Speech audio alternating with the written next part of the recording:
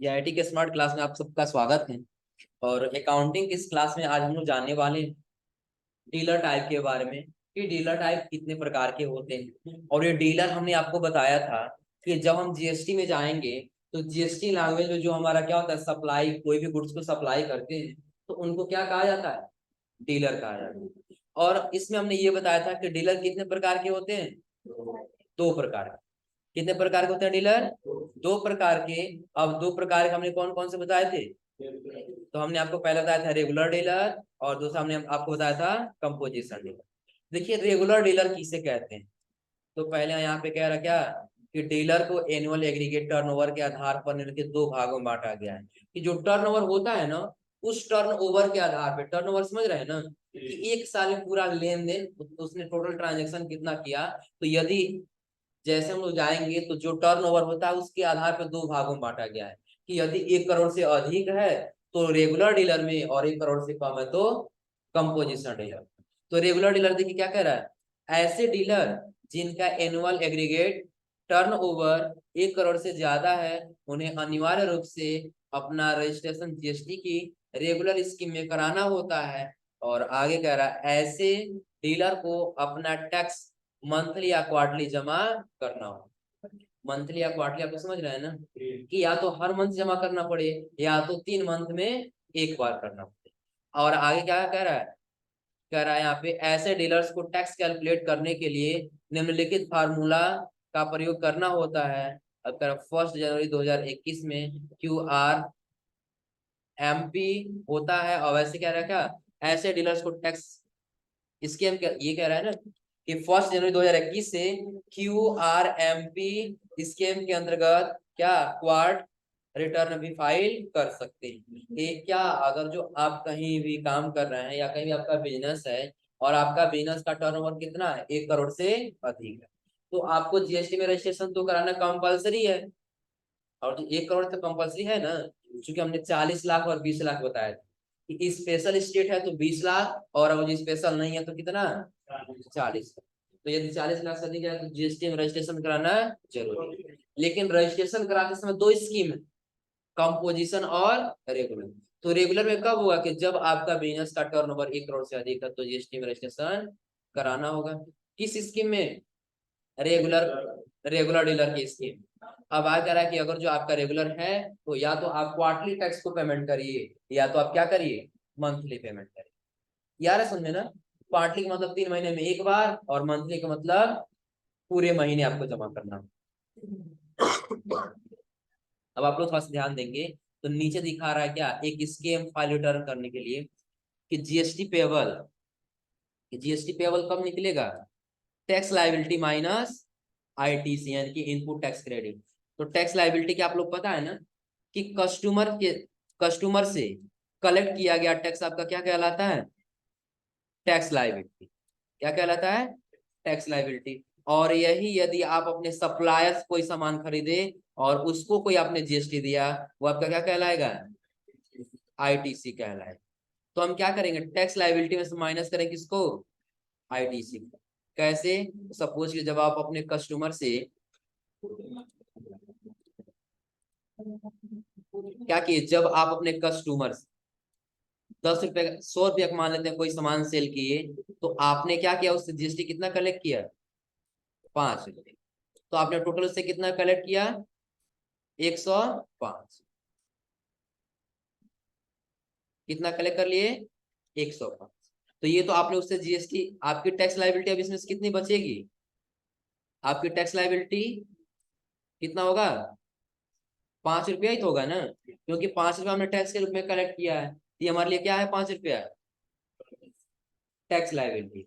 और यही अगर जब हम सामान अपने कस्टमर से बेच रहे थे तो 100 रुपया लिए, तो जब सप्लायर से खरीदे होंगे तो क्या हम 80 रुपये में खरीदे होंगे ना, कितना में, 80 रुपए में। अब 80 रुपए में जब आप खरीदे तो अब आपने इस पे टैक्स जो दिया था वो कितना रुपए दिए थे, 3 रुपया।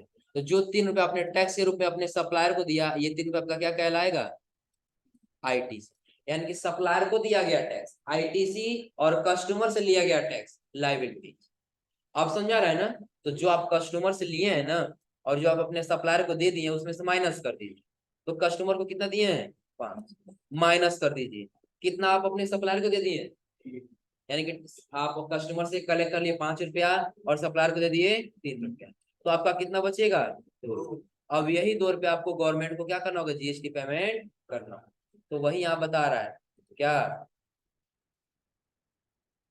यहाँ पे यही कह रहा है ना कि यदि आप क्या करते हैं, जीएसटी पेबल कब करेंगे, जब जो आपका टैक्स लाइबिलिटी आएगा, कस्टमर से लिया गया टैक्स और जो आप सप्लायर को टैक्स दे दिए हैं, और उसमें से माइनस कर जो पैसा बचेगा वही आपको जीएसटी पेमेंट करना। ये क्लियर हो रहा है ना। लेकिन जब कंपोजिशन में जाएंगे तो ऐसा नहीं होता है। कंपोजिशन में क्या होता है कि आप जितना कमाएंगे उसी के हिसाब से आप 1% अपने गवर्नमेंट को क्या करेंगे, पेमेंट करेंगे। कैसे, तो कह रहा है कंपोजिशन डीलर ऐसे डीलर जिनका एनुअल एग्रीगेट टर्नओवर 1 करोड़ से कम हो, और आ कह रहा क्या, वो अपना रजिस्ट्रेशन जीएसटी कंपोजिशन स्कीम में करा सकते हैं। और आ कह रहा वास्तव में कंपोजिशन स्कीम में जीएसटी को प्रोग्रेस क्या कह रहा, प्रोसेस को आसान बनाने के लिए किया गया। जब जो जीएसटी का प्रोसेस होता है ना, अगर जो सिर्फ हमारा रेगुलर डीलर ही करें तो जो जीएसटी का क्या होता है प्रोसेस होता है वो काफी लंबा हो जाएगा। तो उसको आसान बनाने के लिए प्रयोग किया गया था किसका, कंपोजिशन डीलर का। अब कंपोजिशन डीलर का कब इसमें कब इस स्कीम में कराएंगे रजिस्ट्रेशन, जब टर्नओवर अधिक रहेगा तब, कितना रहेगा 1 करोड़ से कम रहेगा तब। यदि 1 करोड़ से कम है तो हम किस में कराएंगे, कंपोजिशन। कोई जरूरी नहीं हम किसी में, आप दोनों में से किसी में करा सकते हैं, आपकी मर्जी। लेकिन आपको क्या करना है, अगर जो 1 करोड़ से अधिक है तो आपको कंपोजिशन में नहीं मिलेगा, किसमें मिलेगा, रेगुलर। लेकिन 1 करोड़ से कम है तो आप दोनों में किसी में रजिस्ट्रेशन करा सकते। तो हमने फिलहाल यहाँ पे नॉर्मल ले लिया, पहले निकाल लिया क्या। मान लेते हैं कि जो हमारा टर्नओवर है, ये टर्नओवर कितना है, 1 करोड़ से कम। 1 करोड़ से कम है तो हमारा किसमें जाएगा, कंपोजिशन। तो कह रहा है ऐसे डीलर जिनका एनुअल एग्रीगेट टर्नओवर 1 करोड़ रुपए से कम हो, वो अपना रजिस्ट्रेशन जीएसटी कंपोजिशन स्कीम में करा सकते हैं। और अगर वास्तव में composition scheme GST GST process को आसान बनाने के लिए किया गया था। और अगर इस स्कीम के अंतर्गत निम्नलिखित नियम बनाए कि जो कंपोजिशन स्कीम था ना, इसके अनुसार जो है कई सारे नियम बनाए गए। तो पहला देखिए क्या कह रहा है, ऐसे डीलर्स को अपना अपने टर्नओवर का एक निर्धारित परसेंटेज, करंट रेट जो इस समय करंट रेट चल रहा है वो कितना परसेंट है, 1%। करंट रेट यानी कि 1% ही टैक्स के रूप में गवर्नमेंट को जमा करना पड़ता। अब इन दोनों में समझिएगा कंपोजिशन में और रेगुलर में क्या अंतर है। तो कंपोजिशन में अगर जो आप अपने सप्लायर को 5 रुपया जीएसटी दे दिए और सप्लायर कस्टमर से कितना ले लिए 6 रुपया, तो अब आपको कितना पेमेंट करना पड़ेगा गवर्नमेंट को, 1 रुपया। कितना पेमेंट करना होगा, 1 रुपया। लेकिन यही यदि आप क्या करते हैं, कंपोजिशन में आएंगे तो यदि आप 10,000 का कोई सामान खरीदे हैं, कितने का, 10,000 का, तो 10,000 का 1% निकालेंगे कितना आएगा, कितना आएगा 1%, 100 रुपया। अब यही 100 रुपया आपको क्या करना होगा, अपने गवर्नमेंट को पेमेंट करना होगा। तो ये आपका क्या कहलाता है, क्या कहलाएगा ये, कंपोजिशन डील। इतना तो क्लियर है ना। अब जैसे इसके आगे जाए तो अगला क्या बता रहा है, ऐसे डीलर को न तो डिटेल रिकॉर्ड मेंटेन करने की जरूरत पड़ती है और न ही टैक्स इनवॉइस इशू करने के लिए किसी आवश्यक रूल या क्या दे रहा है, प्रोसीड्यूर फॉलो करना पड़ता है। और आकर न ही स्टॉक मेंटेन करने की जरूरत होती है और न ही सेल और परचेज का इनवॉइस वाइज रिटर्न फाइल करना। यानी कि आप जब जाएंगे किसमें, रेगुलर डीलर में, तो रेगुलर डीलर में आपको क्या करना होगा, सारा फाइल मेंटेन करके रखना होगा कि आपने कब किससे कितने का परचेज किया और कब किससे कितने का सेल किया, तो उसके हिसाब से आप टैक्स जमा करेंगे ना। अब सपोज करिए कि पता चले आप खरीदे थे कितने रुपए का, 10 रुपए का, कितने रुपए का, 10 रुपए का, और अभी तक आप बेचे कितने का है, सपोज आप बेच दिए कितने रुपए का, मान लेते हैं 20 रुपए का, कितने का, 20। तो आपका टोटल प्रॉफिट कितना आ रहा है, 10 रुपया आ रहा है, 10 रुपया ना। तो 10 में आपको एक्सपेंस नहीं निकालिए, ये तो 10 रुपये डायरेक्टली आपको गवर्नमेंट को पेमेंट करना होगा, ऐसा करना होगा ना। लेकिन जो हम चाहते हैं नहीं, सिर्फ जितना टैक्स आएगा उतना ही करना पड़े, तो पूरा फाइल मेंटेन करके रखना होगा ना, रखना होगा नहीं रखना होगा। लेकिन यही जब हम कंपोजिशन में जाएंगे, हमको किसी फाइल को मेंटेन करने की आवश्यकता नहीं। 10,000 का खरीदे हैं तो 10,000 के 1% दे देंगे, 20,000 खरीद के सेल किया तो 20,000 के परसेंट दे दिए। अब अभी हमको कोई सामान का लेखा जोखा करने कोई मतलब नहीं है। यहाँ तक समझ आ रहा है? अब देखिए क्या करा आगे। और अगर ऐसे डीलर्स को केवल क्वार्टरली रिटर्न फाइल करना होता है, और अगर ऐसे डीलर्स को आईटीसी प्राप्त नहीं होती, और ऐसे डीलर्स को टैक्स इनवाइस इशू करने का कोई अधिकार नहीं है। टैक्स इनवाइस और इनवाइस में अंतर है, इसके आगे हम लोग पढ़ेंगे।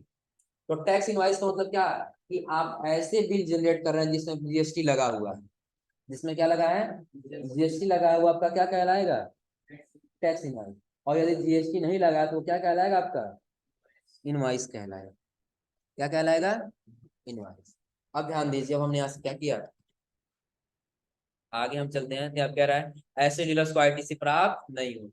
आईटीसी प्राप्ति कैसे होगा कि सपोज करिए आप 10 रुपए 100 रुपया कोई सामान खरीदे और 5 रुपए क्या कर दिए? जीएसटी दे दिए। ये समझ आ रहा है ना? तो ये 5 रुपए जो दिए आपका क्या है? आईटीसी ही तो है ना।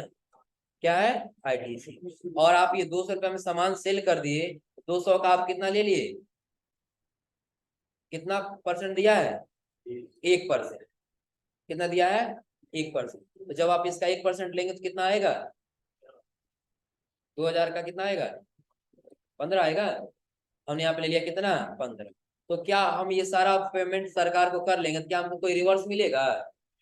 तो वही कह रहा है कि यानी कि ये जो आपका 5 रुपये एक्स्ट्रा आपने दिया है, ये आपको चार्ज के रूप में आपको मिलने वाला नहीं है। कब? कि जब आप किस में रहेंगे?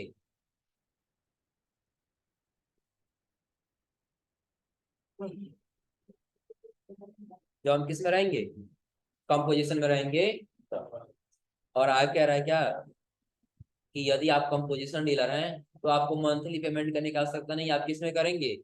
क्वार्टरली करेंगे। अब इसके पहले जो रेगुलर था ना, तो रेगुलर वाला जो है वो पर महीने क्यों जमा कराया? क्योंकि जो रेगुलर वाला होता है ना, उसके पास बराबर फाइल पड़ा रहेगा ना जब ज्यादा लेन देन होगा तो अब वो हर महीने अगर जो नहीं करके अगर क्वार्टरली करता है या ईयरली करता है तो डॉक्यूमेंट ज्यादा हो जाएंगे, मिस्टेक ज्यादा आएंगे, इसीलिए वो क्या करेगा? मंथली जमा करेगा। लेकिन जिसका क्या है, यहाँ पे कंपोजिशन है, तो कंपोजिशन क्या करेगा? 1% जितना कमाएगा उसका 1% गवर्नमेंट को क्या कर देगा? पेमेंट। तो ये कंपोजिशन और रेगुलर में समझ में आ रहा है ना अंतर?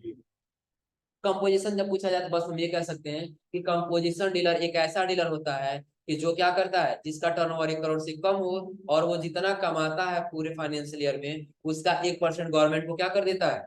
पेमेंट कर देता है। और उसका से क्या है?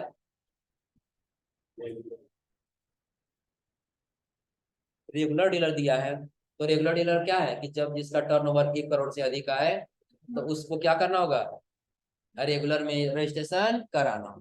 और यदि रेगुलर में करा लिया तो क्या करेगा? तो जो टैक्स आईटीसी लिया वो, और जो आईटीसी दिया वो, और जो टैक्स लाइबिलिटी लिया वो, अब दोनों को जब माइनस करे जो पैसा बचेगा वही किसको देना होगा? ऑनर या गवर्नमेंट। जीएसटी पोर्टल के माध्यम से हम क्या करेंगे? पेमेंट कर सकते। हो जाएगा ना? अब जैसे हम आगे जाएंगे तो आप क्या कह रहे हैं, इसको क्लियर करें। यहाँ तक समझने में कोई दिक्कत है? और यहाँ तक समझने में दिक्कत हो कि रेगुलर डीलर क्या और कंपोजिशन डीलर क्या है, रेगुलर डीलर कैसे इसके में पेमेंट करते हैं और कंपोजिशन कैसे पेमेंट करते हैं, इन दोनों में कोई दिक्कत हो जाएगा ना?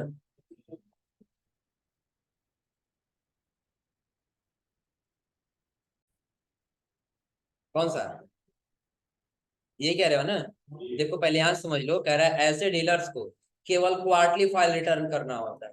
यानी कि जिनका रजिस्ट्रेशन कंपोजिशन स्कीम में हुआ होगा ना, वो मंथली पेमेंट नहीं करेंगे, सिर्फ क्या करेंगे? क्वार्टरली। यानी कि 3 महीने में एक बार वो क्या करेंगे? जीएसटी को जीएसटी रिटर्न फाइल करेंगे। और आय कह रहा है कि ऐसे डीलर्स को आईटीसी प्राप्त नहीं होती है, और अगर ऐसे डीलर्स को टैक्स इनवॉइस इशू करने का कोई अधिकार नहीं है। यानी कि जो आप कंपोजिशन में रहेंगे ना, तो कंपोजिशन में आपको क्या करना होगा? आईटीसी आपको दोबारा मिलने वाला नहीं है। आईटीसी मिलने का मतलब क्या है कि अगर जो आपने क्या किया, 100 रुपया कोई सामान खरीदा और 100 रुपये में 5 रुपया आपने क्या कर दिया? जीएसटी दे दिया अपने सप्लायर को, तो ये तो आपकी आईटीसी कहलाएगी ना। तो जब कंपोजिशन हम लोग थे, तो जो कस्टमर्स हम कलेक्ट कर ले रहे थे तो उसमें से माइनस करके रख ले रहे थे। जो पैसा बच रहा था वही पेमेंट कर रहे थे ना। लेकिन जब यही हम आ जाएंगे किसमें, कंपोजिशन में, तो कंपोजिशन में क्या होगा, ये पैसा हमको मिलेगा ना, ये बल्कि क्या होगा, जितना कमाएंगे ना उसी में से 1% हमको गवर्नमेंट को दे देना होगा। हाँ, अपन ही कमाएंगे, यानी कि अब वो हमको मिलने वाला नहीं है। प्लस आगे क्या कह रहा है कि अगर जो ऐसे डीलर हैं तो ऐसे डीलर्स को टैक्स इनवॉइस इशू करने का कोई अधिकार नहीं है। यानी कि यदि आप कंपोजिशन में नहीं है तो आप जो टैक्स के साथ जो इस बिल निकलता है ना, तो टैक्स के साथ बिल आप नहीं निकाल सकते हैं, यानी कि आपके पास कोई अधिकार नहीं है। यदि आप कंपोजिशन में हैं तो आप ऐसे बिल नहीं निकाल सकते जिसमें ज्यादा टैक्स लगा हो, जिसमें कोई गुड्स हो और उस पर टैक्स लगा हो, आप ऐसे गुड्स की सप्लाई नहीं कर सकते।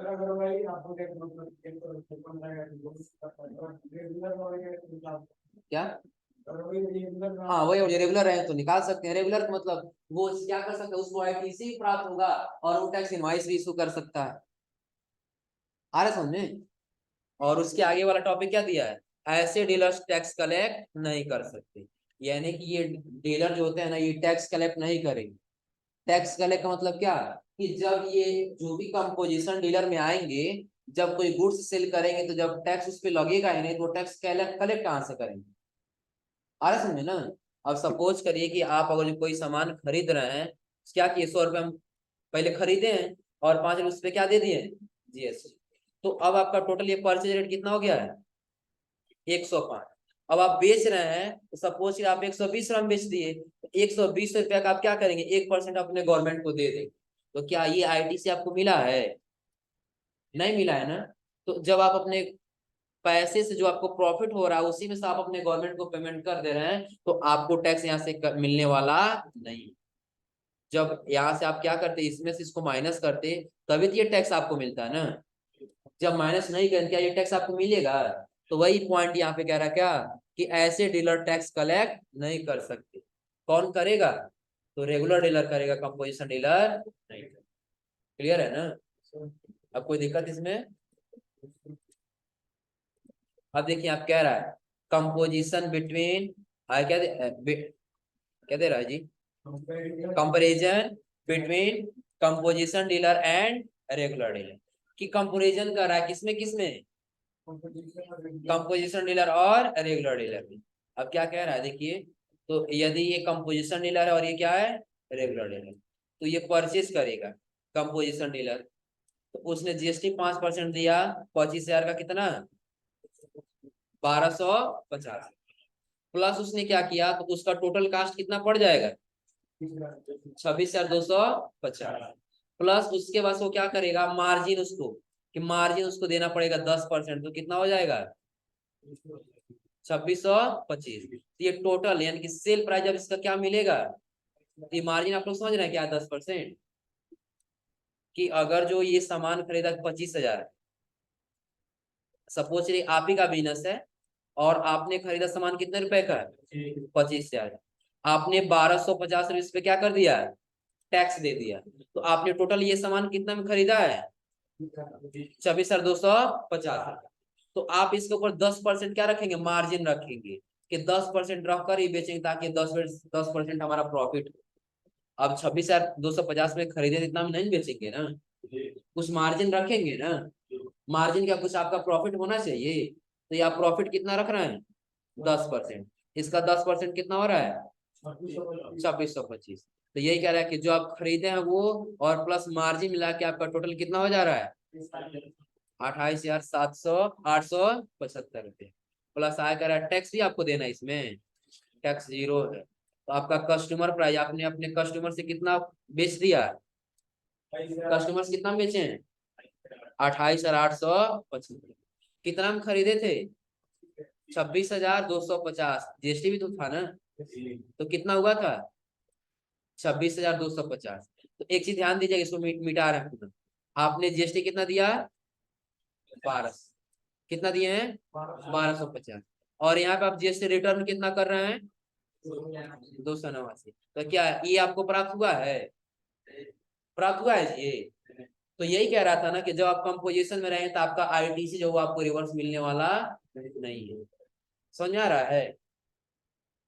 और दोबारा यहाँ देखिए कि अगर जो रेगुलर डीलर है, और रेगुलर डीलर क्या करते हैं, खरीदते हैं 25,000। कितना, एक जीरो बढ़ा लीजिएगा आप लोग, तो 25,000 है ये, एक जीरो बढ़ा लीजिएगा, कितना है 25,000 का खरीदते हैं। सेम वही स्कीम इधर भी दिया है, 25,000 का देखिए यहाँ पे खरीदा था ना कंपोजिशन वाला, सेम वही कंपोजिशन खरीद रहा है कौन, परचेज ये रेगुलर वाला, कितना रुपए में 25,000। जीएसटी ये भी 5% दे रहा है, कितना 1250। तो इसका खरीद रेट कितना हुआ 26,250। तो यहाँ आप लोग 10% जो मार्जिन है ना, तो ये 2500 नहीं रहेगा, ये यही रहेगा 26-25 रहेगा, इसको नोट कर लीजिएगा, ये काट करके 26-25 बना लीजिएगा। आ रहा है समझ में ना, कितना हो जाएगा 26। अब आगे ध्यान दीजिए, अब आपका टोटल सेल प्राइस कितना हो जाएगा 27 नहीं होगा, यही हुआ होगा यहाँ पर भी, आ रहा समझे ना। इसलिए क्योंकि आपने कितना में खरीदा इसको 26,250, आपने मार्जिन कितना रखा 26-25, तो ये आप जोड़ेंगे तो इसमें कितना आएगा, यही आएगा ना जो यहाँ पे जोड़ के बताया है, आ रहा समझे ना, कितना आएगा 28,875 रुपये, प्लस आपने जीएसटी इसमें कलेक्ट कर लिया कितना 1,375। तो आप कस्टमर से पैसा टोटल यही ले रहे हैं ना, दिख रहा है आप लोग को 28,875 रुपया। तो आपका टैक्स लायबिलिटी कितना आएगा, तो आप क्या करेंगे, यही आप आईटीसी दिए हैं ना, आईटीसी आपका 1250 है, और टैक्स लायबिलिटी आपका कितना है, टैक्स लायबिलिटी 1,375। तो इस 1,375 में से आप आईटीसी को माइनस करें, कितना बचेगा 125। तो अब देखिए आपको ये इनपुट हो जा रहा है कि नहीं हो जा रहा, जो आप टैक्स दे दिए पहले वो मिल जा रहा है इसमें, ये 1200 जो पहले आप दे दिए हैं टैक्स, वो टैक्स आपको यहाँ पे मिल जा रहा है ना, आपको अब 125 रुपया गवर्नमेंट को पेमेंट करना है ना, उसे या तो करना नहीं है, लेकिन इसमें देखिए जीएसटी उतना ही अधिक आया कि नहीं आया, तो अंतर समझा रहा है ना, कि कंपोजिशन डीलर होगा तो उसको जीएसटी रिटर्न नहीं होगा, लेकिन अगर जो वो रेगुलर डीलर है, तो जो पैसा अपने सप्लायर को पहले वो दे दिया है टैक्स, वो पुनः उसको वापस मिल जाएगा। इतना समझ में आ रहा है, यदि नहीं समझ में आए तो एक बार पुनः रिपीट कर रहे समझिएगा। पहले तो ये कंपोजिशन समझिए, कंपोजिशन में आप खरीद रहे हैं कितने रुपए का 25,000, इस पे आप जीएसटी दे रहे हैं कितना 1250, ये टोटल आपने कितना में खरीद लिया 26,250 रुपए में ये खरीद के ला दिए।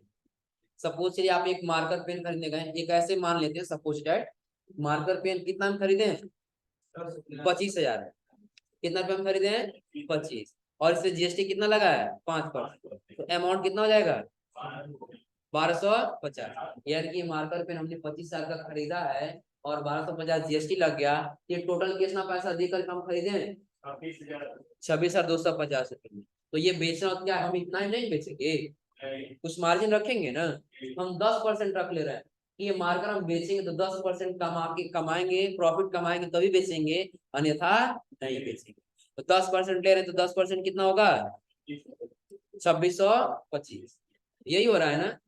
तो जब ये बेच देंगे, आप इतना का खरीदे हैं और इतना प्रॉफिट कमा रहे हैं, तो टोटल आपका यही मिलेगा ना, पैसा आपको मिलेगा कितना 28,875 रुपया। देखिए आपको टैक्स वापस मिला, एक भी टैक्स आपको वापस मिला है नहीं मिला। कह रहा क्या कि कस्टमर प्राइस की आप अपने कस्टमर को कितना बेचेंगे 28,875 रुपया में, तो आप टैक्स पे कर देंगे कितना परसेंट 1%, तो 1% करेंगे तो आपका कितना आएगा 289। तो अब यही 289 रुपया जो है आप अपने गवर्नमेंट को पेमेंट करेंगे, ये समझाया कंपोजिशन वाला।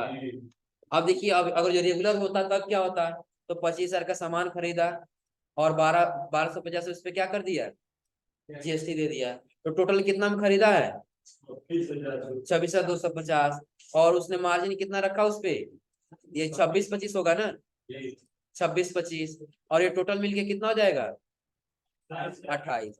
इसलिए देखिए इसको जीएसटी मिल रहा है कितना 1,350।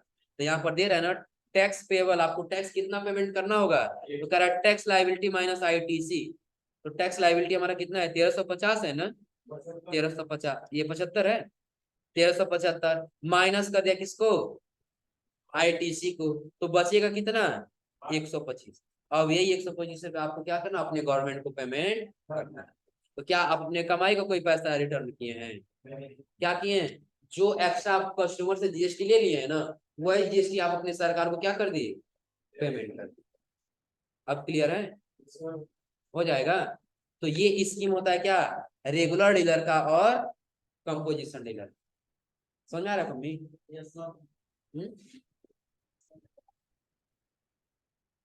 पहले अमाउंट आप लोग सही कर लिए, नहीं तो कंफ्यूजन रहेगा। यहाँ पे 25 टाइप करिए आप लोग, वहीं 25 यहाँ पे लिखिए लोग।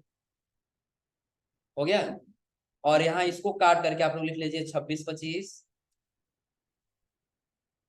और इसको काट करके आप लोग लिख लीजिए यहाँ पे 28-75।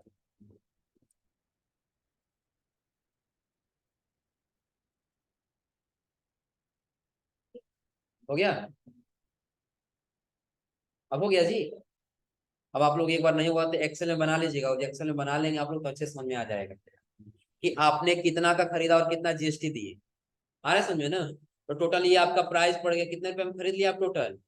2650। तो बेच रहे हैं तो आप उससे मार्जिन रख ले रहे हैं 26-25। हाँ, मार्जिन को तो प्रॉफिट तो बता रहे हैं ना। तभी से हम यही कह रहे हैं 2650, 26,250 में खरीदे हैं, तो इतना में नहीं बेचेंगे, कुछ प्रॉफिट कमाएंगे ना। तो मान लिया हम 10% मार्जिन रख के बेच रहे हैं कि 10% कमाएंगे। जब 10% निकालेंगे तो इसका कितना आएगा, 26%।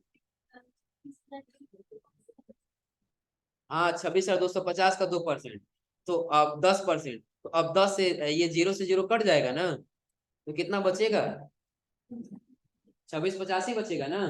तो अब ये आपको क्या इतना आप कमा रहे हैं, तो जब ये और प्लस ये आप जोड़ेंगे तो यही आएगा ना, 28,875। तो जब आप बेचेंगे, आप खरीदे इतना में थे, इतना प्रॉफिट कमा लिए, तो आप बेचे कितना में है, 28,875 में। तो आपने क्या कोई जीएसटी लिया है? नहीं। आप टोटल यही कमाए पैसा ना कस्टमर से। तो आप जितना कमाए उसी का 1% आप अपने गवर्नमेंट को क्या कर दिए, पेमेंट।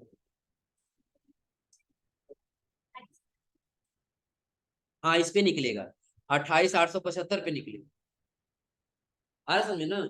इस पे 1% निकलेगा, और वही 1% हमको क्या करना होगा, गवर्नमेंट को पेमेंट करना।